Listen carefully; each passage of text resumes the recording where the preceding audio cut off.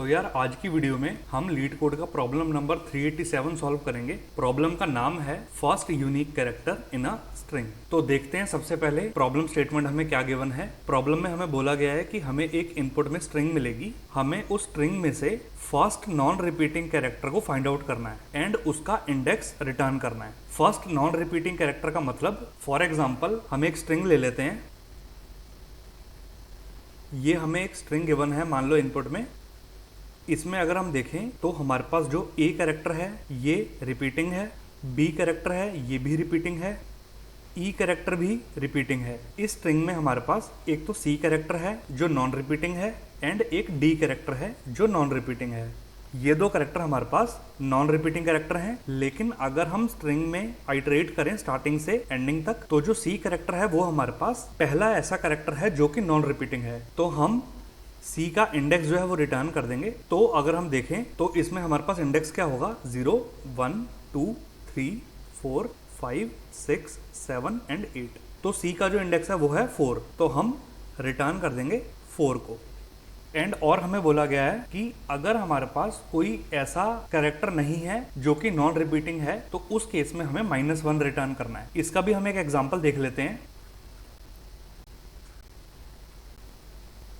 तो ये हमें एक और स्ट्रिंग गिवन है, इसमें ए भी रिपीटिंग है, बी भी रिपीटिंग है, सी भी रिपीटिंग कैरेक्टर है एंड डी भी रिपीटिंग कैरेक्टर है एंड ई भी रिपीटिंग कैरेक्टर है। तो इस स्ट्रिंग में हमारे पास कोई भी एलिमेंट ऐसा एग्जिस्ट नहीं करता जो कि नॉन रिपीटिंग हो, सारे के सारे कैरेक्टर जो हैं वो रिपीट हो रहे हैं। तो इस केस में हम क्या रिटर्न करेंगे, -1 रिटर्न कर देंगे, राइट। बिकॉज क्वेश्चन में हमें यही बोला गया है कि अगर हमारे पास कोई भी ऐसा कैरेक्टर नहीं है जो नॉन रिपीटिंग है तो उस केस में -1 को रिटर्न कर दो। तो ये होगी हमारी प्रॉब्लम स्टेटमेंट। हमने एग्जाम्पल भी देख लिए, तो अब इसकी अप्रोच डिस्कस कर लेते हैं कि इसको हम किस अप्रोच से सॉल्व कर सकते हैं।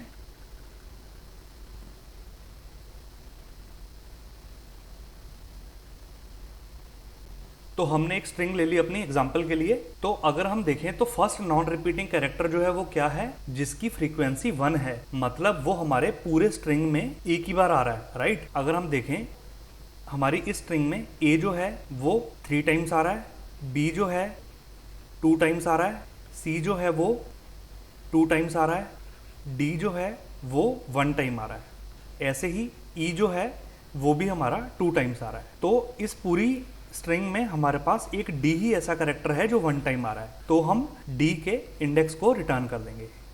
तो आपको इंट्यूशन तो हो गया होगा कि हमें इसमें फ्रीक्वेंसीज को स्टोर करना पड़ेगा, राइट।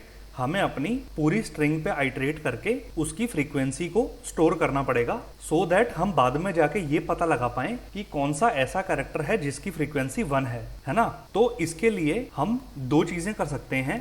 एक तो हम अपनी फ्रीक्वेंसीज को एरे में स्टोर करवा सकते हैं, एक हम एरे बना सकते हैं एंड एक हम मैप से स्टोर करवा सकते हैं, है ना।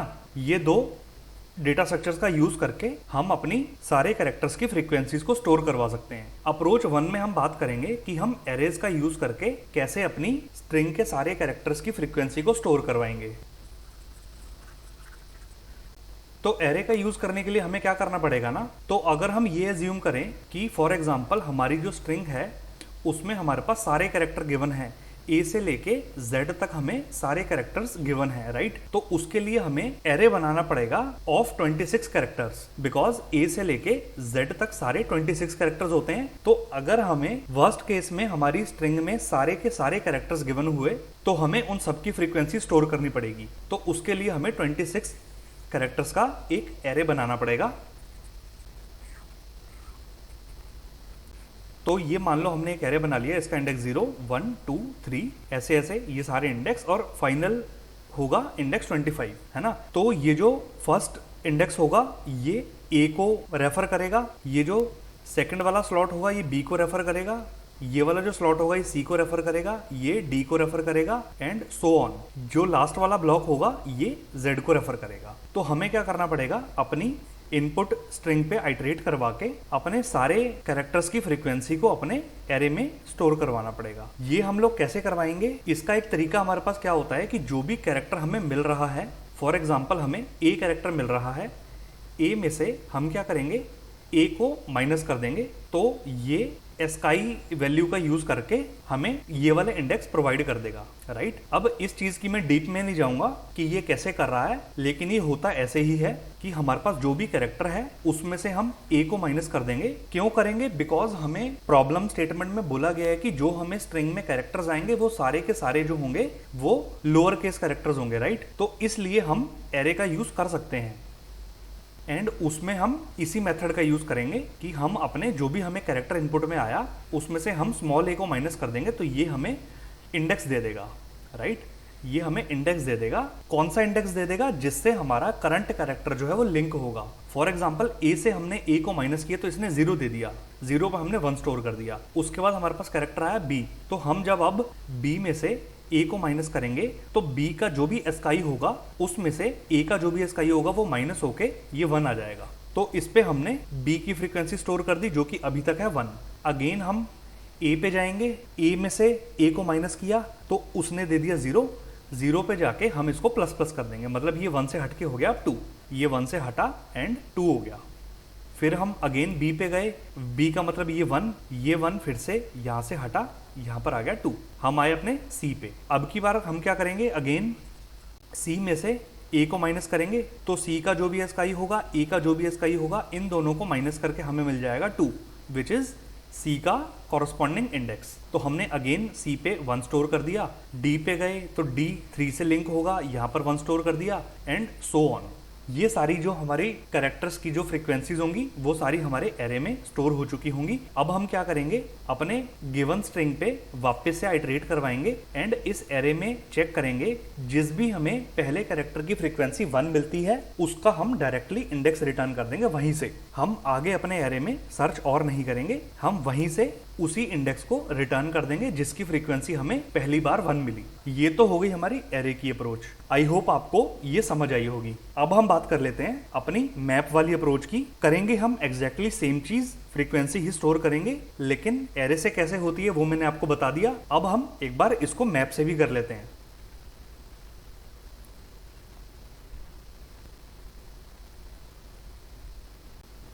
ये हमें इनपुट में अगेन स्ट्रिंग मिली। हमें क्या करना है? इन सारे कैरेक्टर्स की फ्रीक्वेंसी को स्टोर करवाना है। तो हमने क्या करा? एक अनऑर्डर्ड मैप बना लिया। अनऑर्डर्ड मैप हमने क्रिएट कर लिया जो स्टोर क्या करेगा? Character and integer. ये कैरेक्टर क्या होगा? जो हमें स्ट्रिंग्स में कैरेक्टर मिले हैं, एंड इंट क्या होगा? इनकी फ्रीक्वेंसीज। तो हम सबसे पहले अपना एक अनऑर्डर्ड मैप क्रिएट कर लेते हैं।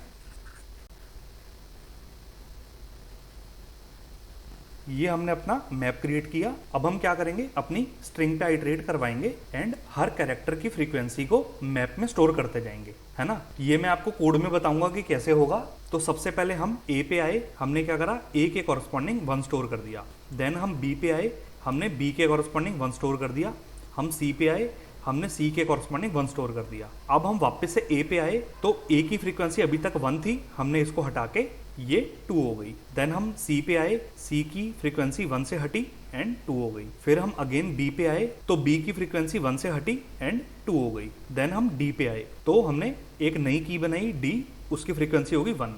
हम वापस से ए पे आए, ए पे आए तो ये 2 हटा एंड इसकी जगह 3 हो गया। फिर हम आए ई पे 1 स्टोर हो गया। देन हम आए अपने सी पे ये 2 हटा एंड इसकी जगह 3 हो गया। स्ट्रिंग हमारी खत्म हो गई और मैप में हमारी सारी फ्रीक्वेंसी स्टोर हो गई। फ्रीक्वेंसी स्टोर करने के बाद हमें क्या करना है? वापस से हमें अपनी गिवन स्ट्रिंग पे आइटरेट करवाना है एंड हमें कॉरस्पॉन्डिंग चेक करना है कि हमारे करंट कैरेक्टर की फ्रीक्वेंसी 1 है या नहीं, है ना। हम इसको फॉर लूप से आइटरेट करवा देंगे।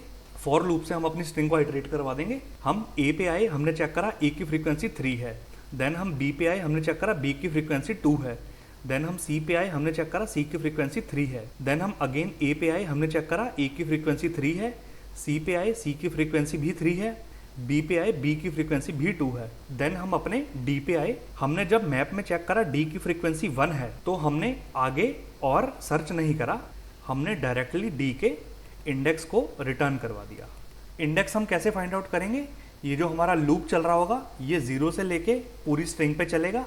हमारा जो आई वेरिएबल होगा जो लूप में काम करेगा वो हमारे इंडेक्स को ही ट्रैक कर रहा होगा, तो हम डायरेक्टली रिटर्न कर देंगे आई को। फॉर एग्जाम्पल हमारी जो स्ट्रिंग है वो हमने पूरी ट्रेवर्स कर ली और हमें किसी भी कैरेक्टर की 1 फ्रीक्वेंसी नहीं मिली, राइट, हमें किसी भी कैरेक्टर की 1 फ्रीक्वेंसी नहीं मिली, तो लूप से बाहर आने के बाद हम रिटर्न कर देंगे -1, बिकॉज हमें प्रॉब्लम में बोला गया है कि अगर आपको कोई भी कैरेक्टर ऐसा नहीं मिला जिसकी फ्रीक्वेंसी 1 है, उस केस में -1 रिटर्न कर दो, तो हम लूप के बाहर आके -1 रिटर्न कर देंगे। तो ये कुछ हमारी अप्रोच रहने वाली है। इसको हम फटाफट चल के लीड कोड पे कोड करते हैं। तो हम आए अपने लीड कोड पे। स्टेप नंबर 1 हमारा क्या था? Create a map which stores character and int, जिसमें कैरेक्टर होगा हमारा की एंड इंटीजर, मतलब उसकी फ्रीक्वेंसी हम स्टोर करेंगे, वो होगी हमारी वैल्यू। तो हमने क्या करा, अनऑर्डर्ड मैप बना लिया कैरेक्टर एंड इंट का। मैप का नाम हमने दे दिया MP। अब हमें क्या करना है, store the frequencies of characters in map. हमें अपने कैरेक्टर्स की फ्रीक्वेंसी को मैप में स्टोर करना है। तो हमने क्या करा, अपनी स्ट्रिंग पे आइटरेट कर दिया s.size i++।